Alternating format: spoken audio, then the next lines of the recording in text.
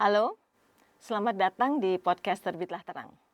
Hari ini kita berlima akan berdiskusi tentang Sumpah Pemuda. Dan ini juga episode khusus yang kami buat untuk teman-teman semua, karena kita pada bulan Oktober ini akan merayakan Hari Sumpah Pemuda.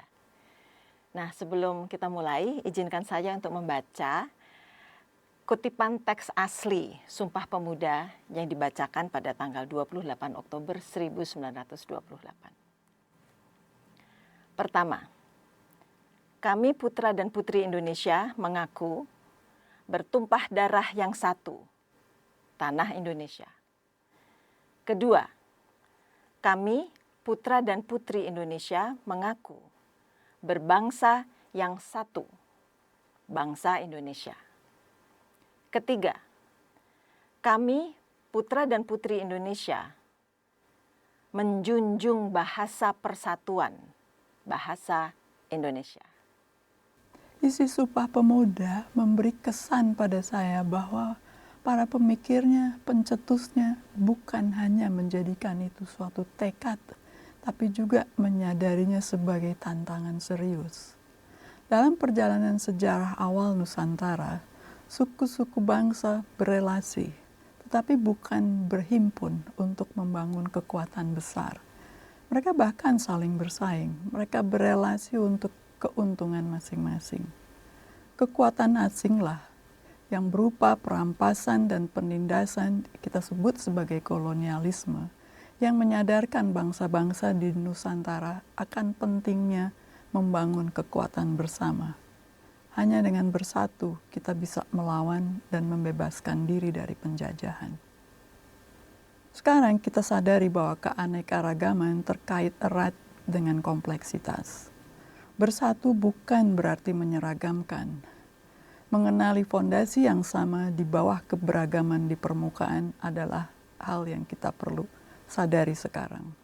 Sekarang kita saling berkoneksi dan terkoneksi karena berbagai alasan.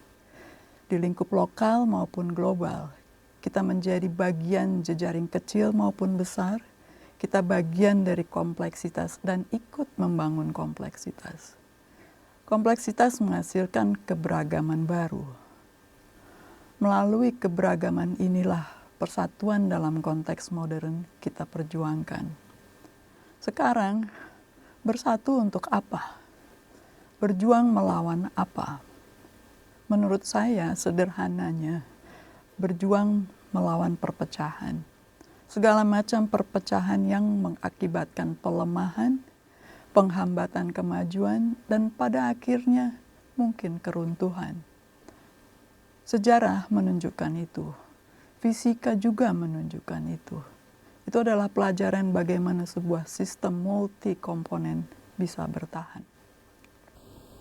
Sumpah Pemuda yang disampaikan oleh kaum intelektual Indonesia pada masa itu nampaknya sudah mendasarkan keinginan-keinginan, cita-cita ingin menjadi suatu nation yang secara hukum itu nation akan sungguh-sungguh terwujud apabila ada wilayah geografi, ada penduduk, ada pemerintahan, ada pengakuan dari negara asing. Tetapi secara antropologis itu semua masih bersifat normatif, cita-cita, ideal-ideal.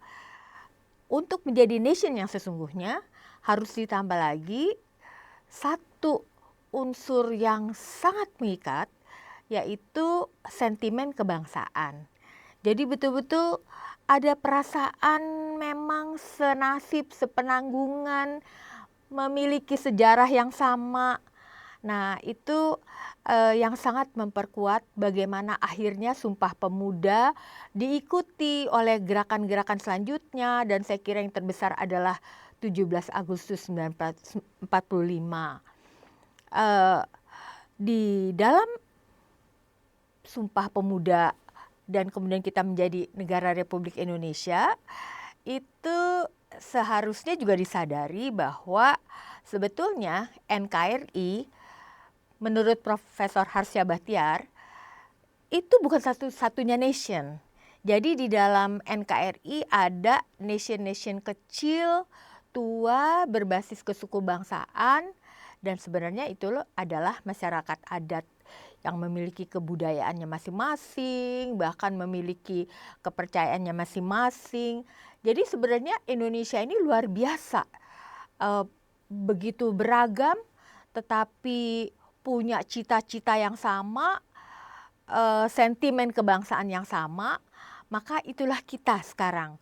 Oleh karena itu setelah 1928, sekarang 2025, penting untuk merefleksi apa sebenarnya kekuatan-kekuatan kita dan apa sebenarnya masalah-masalah kita, sehingga kita bisa mencari solusinya betul-betul berdasarkan pelajaran-pelajaran dari sejarah, dari berbagai masalah-masalah hukum, politik, sosial, humaniora, dan macam-macam itu secara interdisiplin agar kita benar-benar bisa menjadi bangsa besar. Refleksi saya atas Sumpah Pemuda. Sumpah Pemuda bagi saya adalah sebuah kekuatan imajinasi generasi muda pra-kemerdekaan untuk berani bermimpi mengenai kebebasan.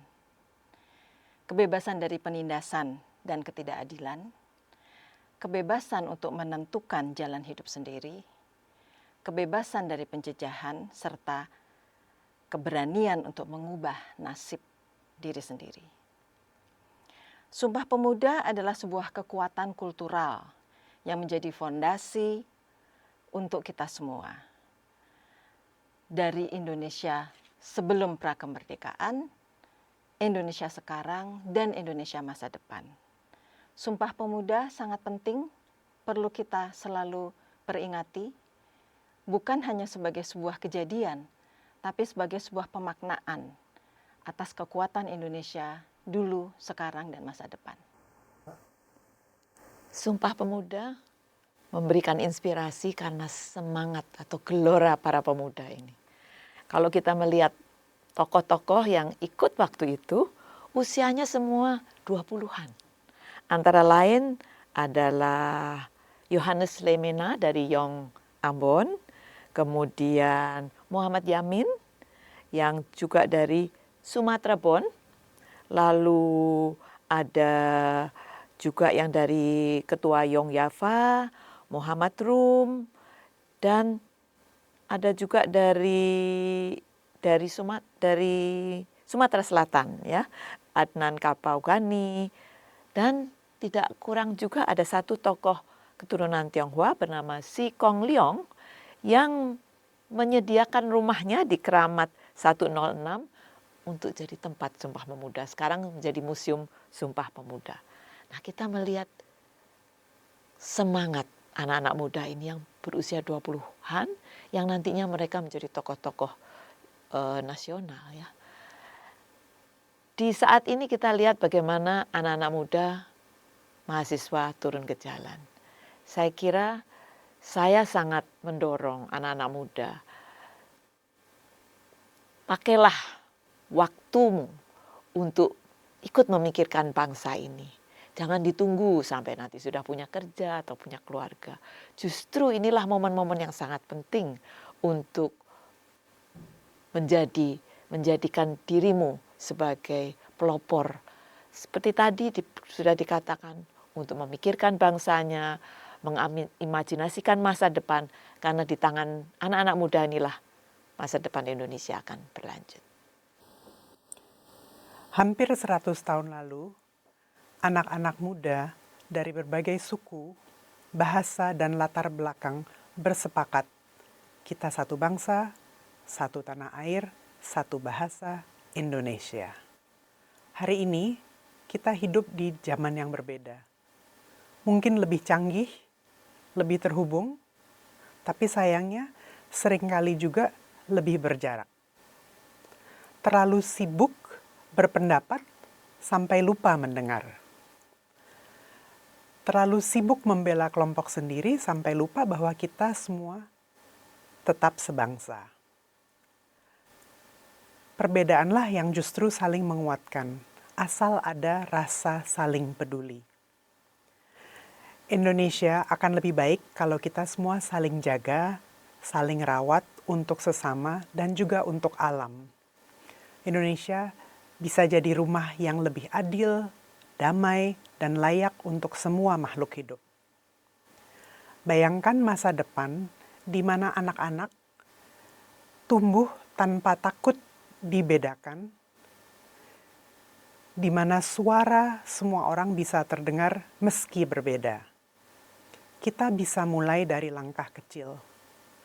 Kita masing-masing bisa berbuat kebaikan, membantu sekitar kita, jujur pada diri sendiri, dan percaya bahwa kebaikan bukan soal siapa kita, tapi apa yang kita lakukan.